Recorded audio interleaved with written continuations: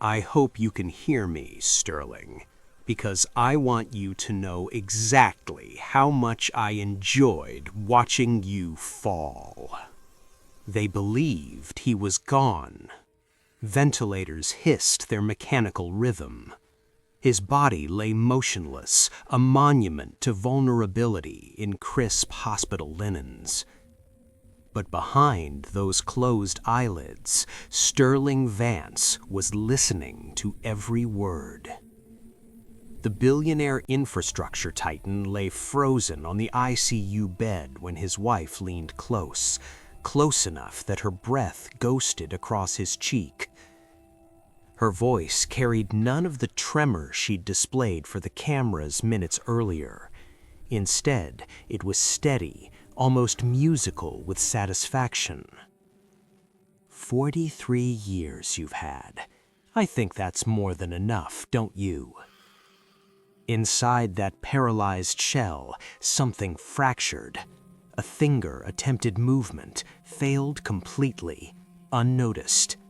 And in that moment, a man who survived the Rust Belt, ruthless competitors, and the weight of building an empire, realized the most dangerous threat of his life wasn't the toxin coursing through his veins, but the woman standing beside him, wearing his grandmother's wedding ring. Before we begin this story, tell us where you're watching from and what time it is where you are. And if stories like this grip you, don't forget to subscribe, because some betrayals are only revealed when we think no one is watching.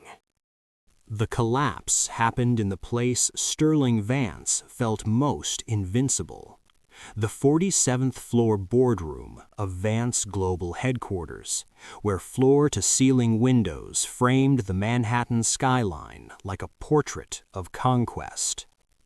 Sterling had arrived that morning straight from a site inspection in Newark, steel-toed boots still dusty, shirt sleeves rolled to his elbows, his mind heavy with structural load calculations, union negotiations, and the familiar weight of being responsible for 17,000 employees who depended on his decisions.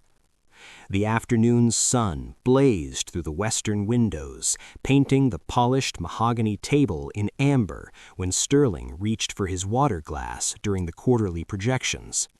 His hand trembled. Strange. He gripped the table edge. "Sterling?" His CFO's voice sounded distant, underwater. The room tilted. Numbers on the presentation screen blurred into abstract art. His heart hammered against his ribs like something trying to escape.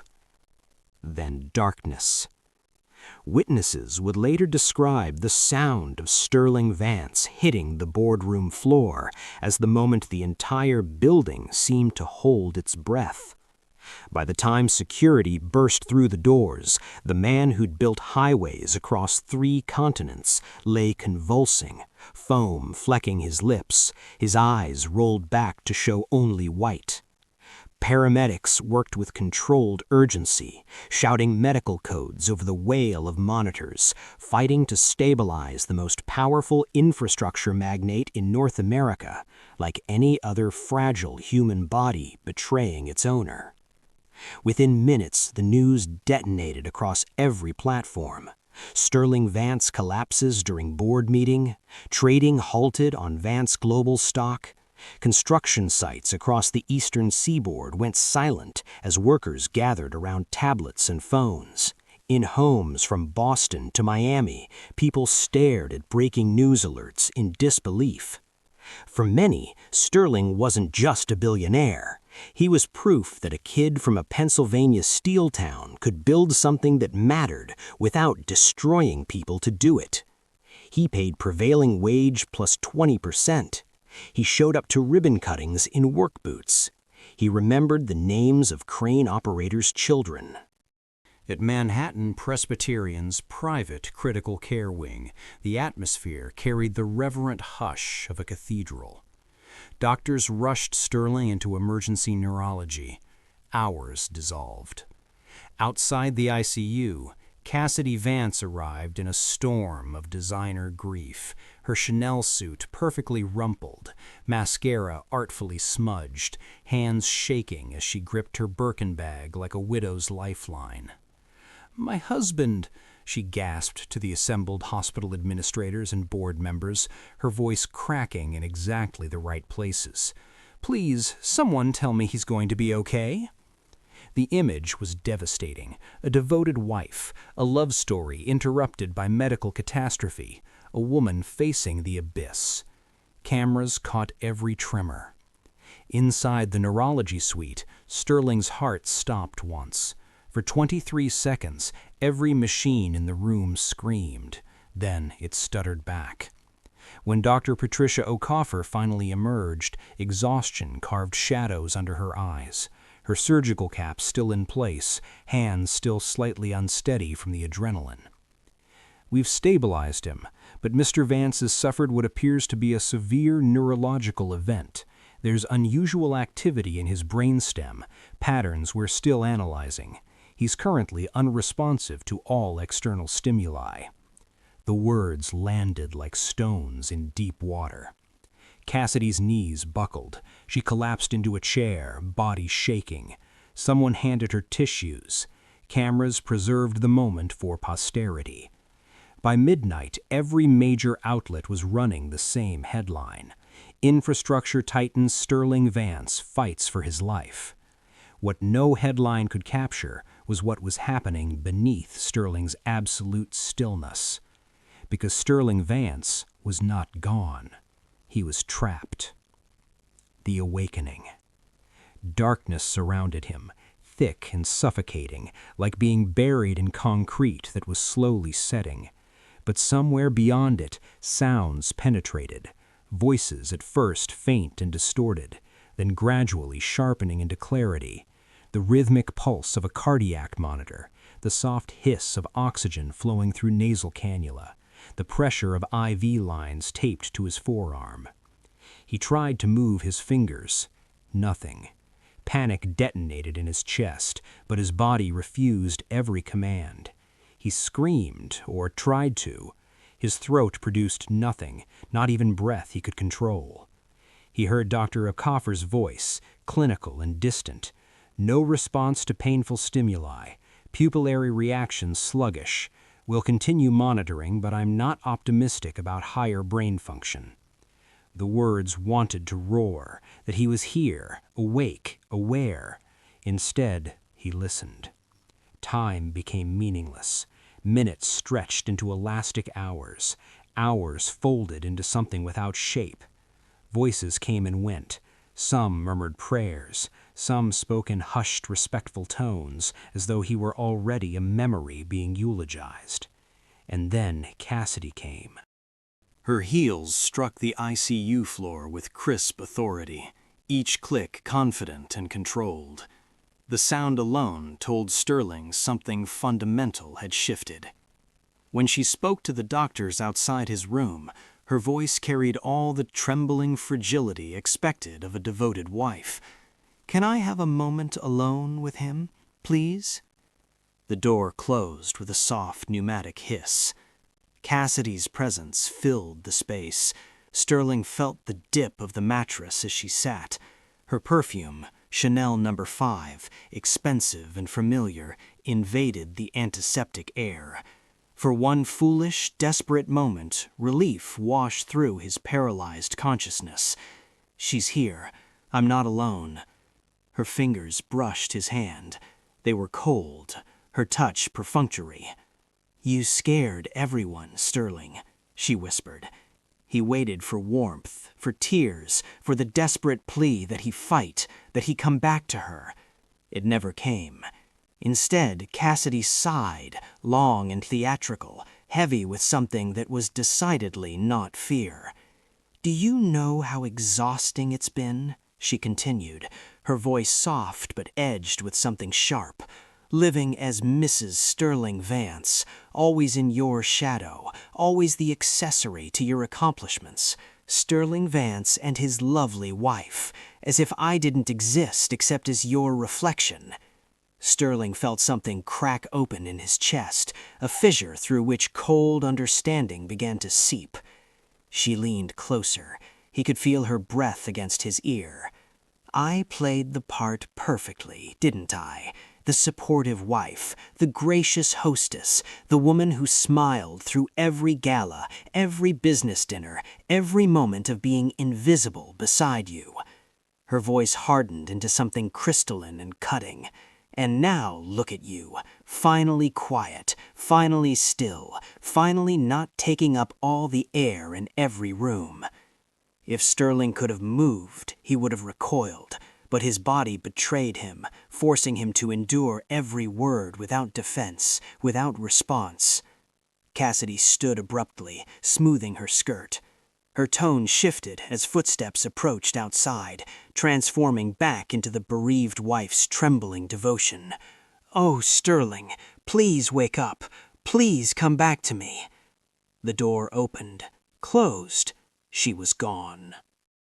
That night, Nurse Marisol Guerra took the graveyard shift in the ICU. She moved with practiced grace, checking vitals, adjusting IV drip rates, speaking softly even though she believed her patient existed somewhere beyond hearing. "You're a fighter, Mr. Vance," she whispered while replacing his saline bag. "I've read about you, what you built. People like you don't quit easily." Her words wrapped around Sterling like a lifeline thrown into drowning darkness. And that was when Sterling understood something both terrifying and powerful. He could hear, he could think, he could feel, but he could not move. And if Cassidy believed he was truly gone, then the truth, her truth, would continue to reveal itself. In the antiseptic stillness of that ICU room, Sterling made a decision that would change everything. He would not wake up. Not yet. He would listen. He would watch. He would gather every word, every confession, every piece of evidence. And when the time was right, his silence would become the most devastating weapon he'd ever wielded.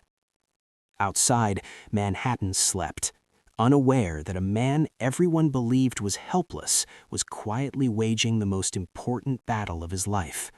Not against the toxin, not against the paralysis, but against the person he trusted with everything, who was now moving to destroy it all. The quarterly projections looked flawless.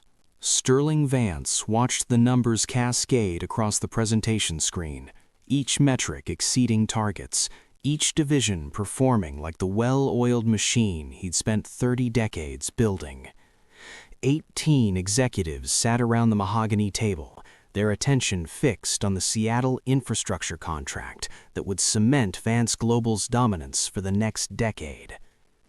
Sterling reached for his water glass. His hand trembled. Strange, he'd worked 16-hour days before without a tremor.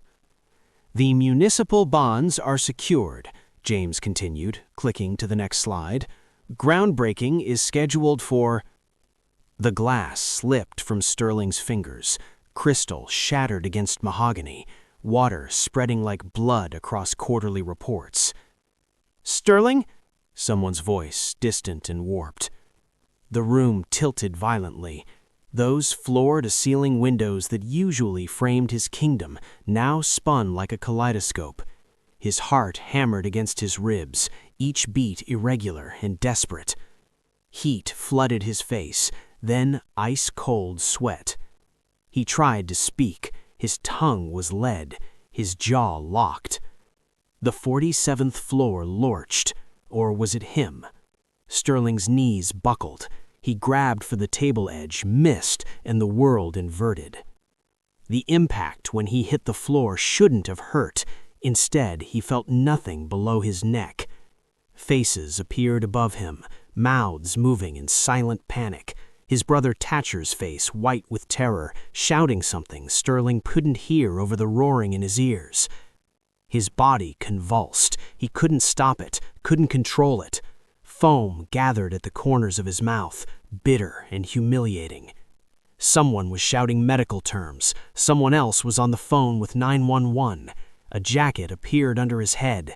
Hands held him down as his body betrayed him with violent spasms. Through graying vision, Sterling saw her, Cassidy, standing in the boardroom doorway, called in from her shopping appointment. Their eyes met for one crystalline moment, and in that moment, before the darkness swallowed him completely, Sterling saw something in his wife's face that his oxygen-starved brain couldn't quite process. It looked almost like satisfaction. Then nothing. The cameras loved Cassidy Vance in grief. She stood in the hospital's designated press area, a study in elegant devastation. Her cream blouse was perfectly wrinkled, as though she'd been clutching it in despair. Her hair, usually immaculate, had been artfully mussed. The diamond tennis bracelet Sterling had given her for their 15th anniversary caught the light with each trembling gesture. "My husband is a fighter," she told the assembled reporters, her voice breaking at precisely the right moment. "Sterling has always been a fighter. From his childhood in Pennsylvania to building Vance Global, he's never given up on anything." She paused, pressing manicured fingers to her lips. "I'm asking for privacy during this difficult time, but please keep him in your prayers." A reporter called out a question about the company's future. Cassidy's eyes welled with fresh tears. "Right now, I can only think about my husband, the man I love. Everything else is just noise." The performance was flawless. By evening, every network ran the footage. Social media exploded with support. Cassidy Vance, devoted wife, standing by her fallen titan. Inside the ICU, away from cameras and sympathy, Cassidy's mask cracked like ice. She stood over Sterling's motionless form, studying him with the clinical detachment of someone appraising furniture. The ventilator hissed, monitors beeped their steady rhythm. Sterling's chest rose and fell mechanically, his face slack, vulnerable in a way she'd never seen during their marriage. "You should see yourself," she murmured, pulling out her phone to check the news coverage. "All those years of being untouchable, and now look, helpless as a child."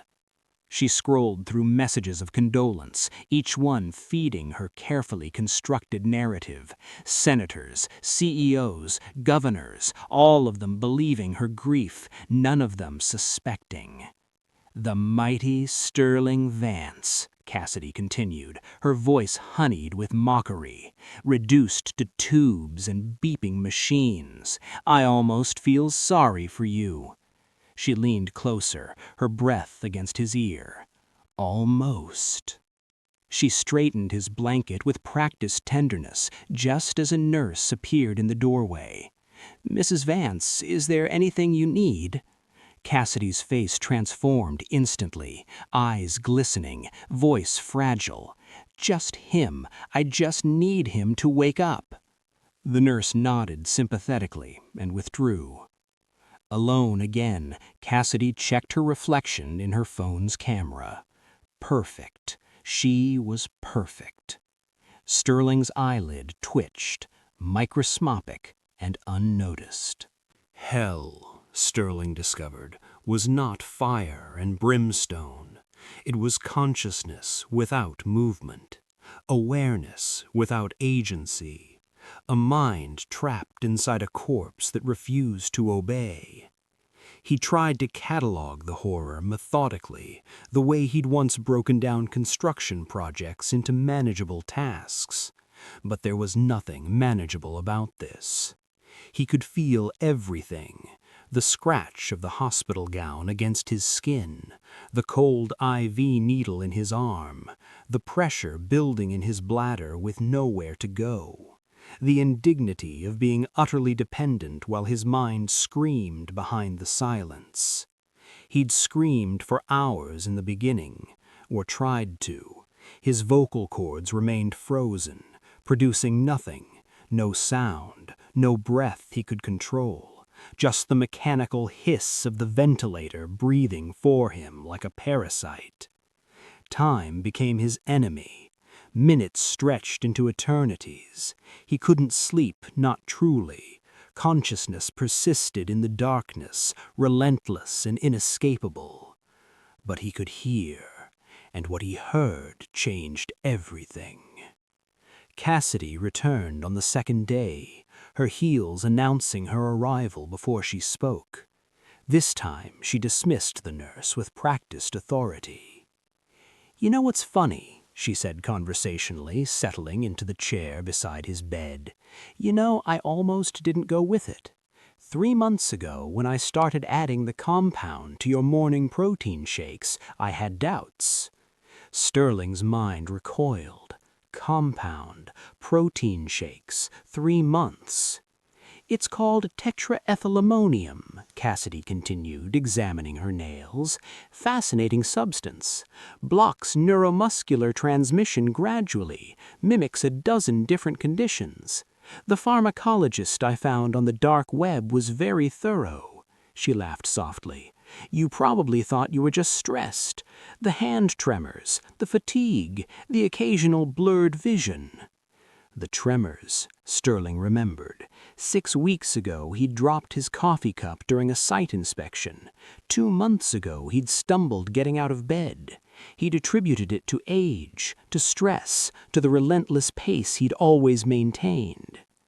"The beauty of it is," Cassidy said, "is that even if they test for it now, trace amounts look like environmental exposure, plausible deniability."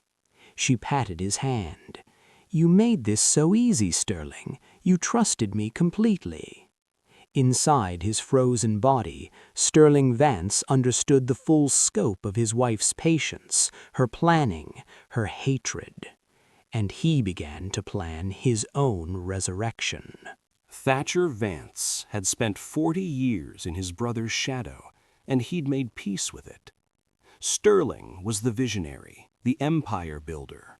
Thatcher was the detail man, the one who made sure the numbers added up. While Sterling built highways, Thatcher built spreadsheets. It was a comfortable arrangement. But something was wrong. He felt it in his gut the same way he could sense when a bid was padded where a contractor was cutting corners. He sat in Sterling's home office 3 days after the collapse, ostensibly organizing paperwork for the legal team. Cassidy had given him access with theatrical reluctance, playing the overwhelmed wife who needed help managing the household finances during this terrible time. The household account records seemed normal at first: monthly expenses, charitable donations, staff salaries.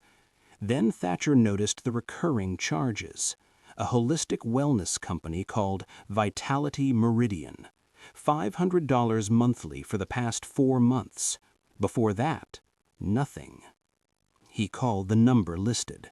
A smooth voice answered, professional but evasive when he identified himself as Sterling Vance's brother.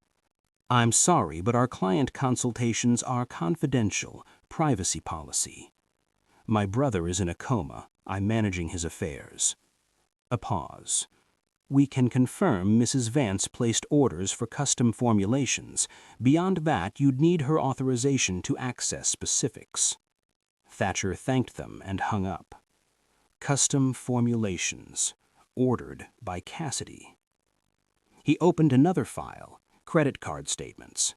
Cassidy had her own cards, naturally, but Sterling had always been meticulous about reviewing household expenses. He scrolled through 3 months of charges. Luxury purchases, expected, but then a payment to Apex Consulting Solutions, $12,000. Another payment 2 weeks later, $15,000. He opened a new browser tab and searched the company name. The website was deliberately vague. Discreet professional services for discerning clients. His phone buzzed. A text from Cassidy. "How's it going? Need anything?" He stared at the message, at the timeline, at the numbers that didn't quite add up. He replied, "All good, just making sure everything's in order." Then he started building a spreadsheet. Because Thatcher Vance knew one fundamental truth: money always told a story, and his sister-in-law's story was beginning to look like a thriller. Marisol Guerra had been an ICU nurse for 12 years, long enough to recognize when something didn't fit the pattern. She'd seen coma patients, locked-in syndrome, persistent vegetative states. She knew the difference between absence and imprisonment. Sterling Vance was imprisoned. She noticed it during the routine neurological assessment on day 4. Standard protocol: shine a pen light into each eye, check for pupillary response, note the results. Most unresponsive patients showed minimal reaction, sluggish constriction at best. Sterling's pupils contracted sharply, quickly, then dilated again when she pulled the light away. The response was too precise, too controlled. Mari paused. She repeated the test on his right eye. Same response. Then his left. Identical. She glanced at the doorway. Empty. She leaned closer to Sterling's ear. "Mr. Vance, if you can hear me, I'm going to shine the light in your left eye 3 times. If you understand, try to blink, even just a flutter." She positioned the pen light and watched carefully. On the 3rd flash, his eyelid trembled, barely perceptible but there. Mari's breath caught. She pulled out her phone, checking the time, documenting the moment, then spoke, barely a whisper. "I'm going to help you, but we have to be careful. Your wife visits every day. Should I be careful around her?" Sterling's pupil dilated wide, then his eyelid fluttered 3 times in rapid succession. Mari straightened, documenting normal vitals in his chart with steady hands, but her mind was racing. A man trapped in his own body, afraid of his own wife. She'd seen terrible things in 12 years of critical care. This might be the worst. She smoothed his hair back from his forehead, a gesture that would look compassionate to any observer, but her words were for him alone. "I believe you, and I'm not leaving you alone with her again." Sterling's pupil contracted slightly, and Mari could have sworn she saw something behind those eyes that looked like relief. For the first time since the collapse, Sterling Vance wasn't alone in his prison anymore. The restaurant receipt was innocuous enough. Le Bernardin, 3 weeks before Sterling's collapse. Cassidy had charged it to her personal card, $240 for lunch. Thatcher wouldn't have thought twice about it, except for the notation in the memo line: meeting with D. Kovacs. Dragan Kovacs. The name triggered something in Thatcher's memory. He pulled up his laptop and searched Vance Global's competitive intelligence files. There it was, Kovacs Development Group, Eastern European infrastructure firm that had been aggressively underbidding Vance Global on municipal contracts for the past 18 months. They'd won the Boston Harbor project by submitting specs that were suspiciously similar to Sterling's proprietary designs. Sterling had suspected corporate espionage, but could never prove it. Thatcher's pulse quickened. He dug deeper into Cassidy's credit card history. Another lunch with Kovacs 6 weeks before the collapse. A dinner at Per Se. Then another meeting. This time the charge was for a private room at the Core Club. 4 meetings total, all in the 3 months before Sterling went down. Thatcher opened a secure browser and accessed Sterling's personal email. His brother had given him the password years ago, a precaution neither of them thought they'd ever need. He searched for any correspondence with Cassidy about the Vance Foundation, the charitable organization Sterling had built to provide infrastructure training to underserved communities. Nothing recent. But then Thatcher noticed something in Sterling's trash folder, an email thread Sterling apparently deleted. The subject line, Foundation Restructuring Proposal. Thatcher opened it. His blood turned cold. The email chain was between Cassidy and the board of the foundation. She'd sent it 2 weeks before Sterling's collapse, proposing a strategic sunset of the foundation's operations, The assets would be liquidated, she argued, and redistributed to other established charities. More efficient, less administrative burden. The board had been skeptical. They'd requested Sterling's input. Sterling had never responded, because 3 days after that email thread, Sterling collapsed in the boardroom. He scrolled further, found another document Cassidy had attached to a separate email, this one marked confidential. It was a preliminary agreement. If the foundation's assets were liquidated, Kovach Development Group would acquire the training facilities and equipment at a fair market value of 30 cents on the dollar. The picture crystallized. Cassidy wasn't just planning to let Sterling die. She was planning to dismantle everything he'd built, piece by piece, and sell it to his competitors. Thatcher's phone buzzed. A text from Cassidy. "Stopping by Sterling's office tomorrow to get some personal items. Will you be there?" He stared at the message, at the evidence on his screen, at the carefully constructed trap his sister-in-law had been building. He texted back, "I'll be there. We should talk." Then Thatcher Vance did something he'd never done in 40 years. He called a lawyer before calling his brother. Cassidy came to the ICU late on the 5th night, after visiting hours, after the shift change when the hallways emptied and the only sounds were machines keeping people alive who maybe shouldn't be. She didn't know that Nurse Mari had positioned herself at the nurse's station with a clear view of Sterling's room. Didn't know that Mari had been recording every private bedside conversation since discovering Sterling's awareness the day before. A small audio device hidden beneath his pillow, disguised during routine comfort care. Cassidy closed the door and sat heavily in the chair beside Sterling's bed. For a long moment she said nothing, just stared at him, with an expression that might have been exhaustion or might have been something darker. "Do you remember our wedding?" she finally said, her voice soft and bitter. "Everyone called me the luckiest woman in New York, marrying Sterling Vance, the self-made billionaire, the king of infrastructure." She laughed, hollow and sharp. "No one asked what I'd given up, my architecture career, my name, my entire identity." Sterling listened, his consciousness sharp despite the exhaustion of 5 days trapped in paralysis. "I was Catherine Ashford once, published in Architectural Digest at 26. I had offers from firms in London, Tokyo, Dubai. But you needed a wife who would elevate your image, someone with the right background, the right education, the right look." Her voice hardened. "So Catherine Ashford disappeared, and Cassidy Vance was born, the trophy, the accessory, the woman whose only accomplishment was standing beside you and smiling." She leaned closer, her whisper venomous. "Every gala, every board dinner, every charity function, and this is Sterling's wife. Not my name, not my achievements, just your wife, your reflection, your proof that you'd made it." She touched his face, the gesture almost tender but laced with contempt. 15 years, Sterling, 15 years of being invisible while you were worshipped." Her hand moved to his throat, resting there, not squeezing, but present, a threat, a promise.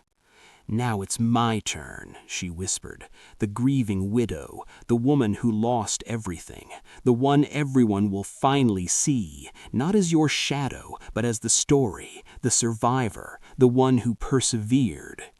Her fingers traced his jawline. "I'll be the one in the spotlight, Sterling, finally, and you'll be nothing but a memory I control." She left without looking back.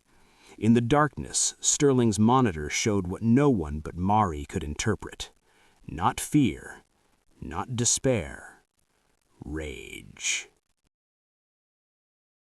The night guard was named Marcus Webb, and he had gambling debts that made $5,000 in cash feel like salvation.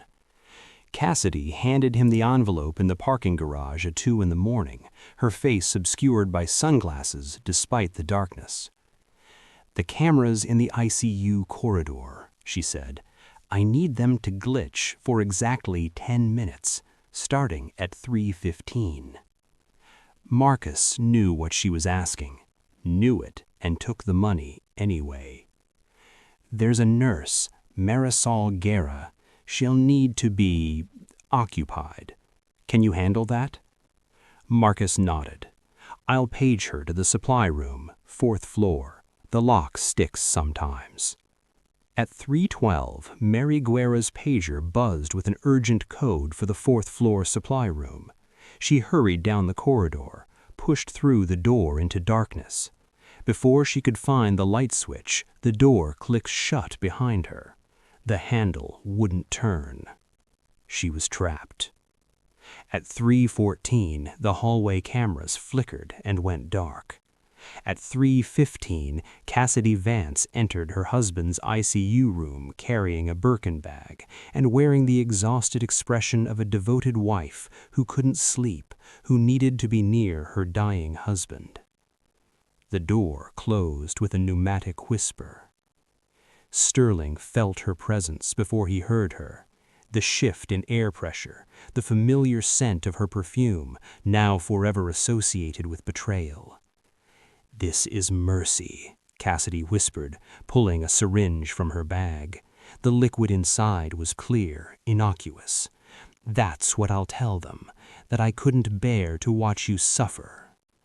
She uncapped the syringe. The needle caught the dim light from the monitors.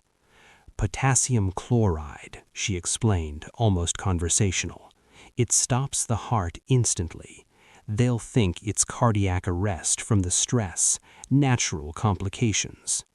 She approached his IV port, her hands steady with practice, or perhaps just cold determination. Sterling's mind screamed. His body remained frozen. 5 days of fighting for every micro-movement, every tiny response that might signal consciousness. 5 days without new doses of poison, the tetraethylammonium slowly metabolizing through his system, its grip on his neuromuscular pathways weakening by microscopic degrees. Nothing worked. Nothing moved. Cassidy positioned the needle at the port, the tip millimeters from the rubber seal. "Goodbye, Sterling," she murmured. "Thank you for everything. The empire, the reputation, the spotlight you never meant to give me." The needle moved toward the seal, and Sterling Vance, who had spent 5 days as a prisoner in his own body, who had endured paralysis and betrayal and the slow erosion of hope, felt something shift, a tremor, deep in his right arm. Not much, barely anything, but enough. His fingers twitched. Cassidy's hand began to press the needle forward. Sterling's hand shot up with the desperate strength of a drowning man breaking service. His fingers wrapped around Cassidy's wrist, grip weak but unmistakable, impossible, terrifying. Her scream shattered the ICU's silence. The syringe flew from her hand, potassium chloride spraying as it clattered to the floor, liquid spreading across sterile tile, like spilled poison, like evidence, like justice. Sterling's eyes opened, and for the first time in 5 days, he spoke. "Hello, Cassidy." Cassidy's scream died in her throat when the ICU room door burst open. Not nurses, not doctors responding to alarms. Police. 2 detectives in plain clothes, followed by uniformed officers, flooding into the room with the coordinated precision of people who'd been waiting for exactly this moment. Behind them, Thatcher Vance stepped through the doorway, his face grim with vindication and something that looked almost like sorrow. "Release her, Sterling," Thatcher said quietly. Sterling's grip loosened. His hand fell back to the bed, trembling with exertion. Speaking had taken everything. Moving had drained reserves he didn't know he possessed. Even now, His voice felt locked somewhere deep in his throat, every word requiring conscious force. But he'd done it. He was awake. He was alive. Detective Sarah Reeves moved swiftly, pulling Cassidy away from the bed. "Cassidy Vance, you're under arrest for attempted murder." She continued reading rights in a voice that cut through Cassidy's gasping protests like steel through silk. "You can't. This is insane. He was dying. I was helping." "We have recordings," Thatcher said, his voice steady despite the emotion behind it. He'd spent 2 days coordinating with Detective Reeves after discovering the financial evidence, planning this sting operation, waiting for Cassidy to make her final move. Mari appeared in the doorway, freed from the supply room by hospital security, producing the small recording device. It's all here, 4 days of bedside confessions. Cassidy's face transformed through a dozen emotions in seconds. Shock, denial, calculation. Then finally, something raw and terrible. Rage. "You have no idea what it was like, living in your shadow, being nothing but your reflection." Sterling, though his voice weak and rasping, each word forced through vocal cords that felt rusted shut, carried the weight of a man who'd spent 5 days listening to his own murder being planned. "I gave you," he paused, struggling, "everything." "Everything but a life of my own," Cassidy spat back. "Everything but my name." They led her out, still screaming about spotlights and shadows, about being invisible, about justice and injustice, in a voice that spiraled into something unhinged. The room fell silent except for the steady beep of monitors. Thatcher moved to Sterling's bedside, tears streaming down his face. "Brother." His lips moved. The single word took effort. "Brother." His hand found Thatcher's, the grip weak but unmistakable. Marie appeared at his other side, her professional composure cracking as relief flooded her features. She moved immediately to check his vitals, her touch gentle. "Welcome back, Mr. Vance, though technically you never left." 3 weeks later, Sterling Vance stood on his own feet, still weak but recovering, his voice finally returning to something approaching normal after days of painful speech therapy. He made a single phone call, not to the board, not to investors, to the Vance Foundation. "I want to establish a new program," he told the director, "for women in architecture, full scholarships, mentorship, their names on the buildings they design." He paused, looking out at the Manhattan skyline from his hospital room window. "Call it the Catherine Ashford Initiative." Because Sterling Vance had learned something in 5 days of silence. Power wasn't about empires. It was about what you chose to build after everything fell apart. And he was just beginning. Some betrayals don't announce themselves. They whisper, in hospital rooms, behind closed doors, in moments where told no longer matter. If this story kept you listening, if you felt the silence, the fear, the rage, then stay with us. Subscribe, because the most dangerous truths aren't revealed in the spotlight. They surface when everyone thinks the story is already over.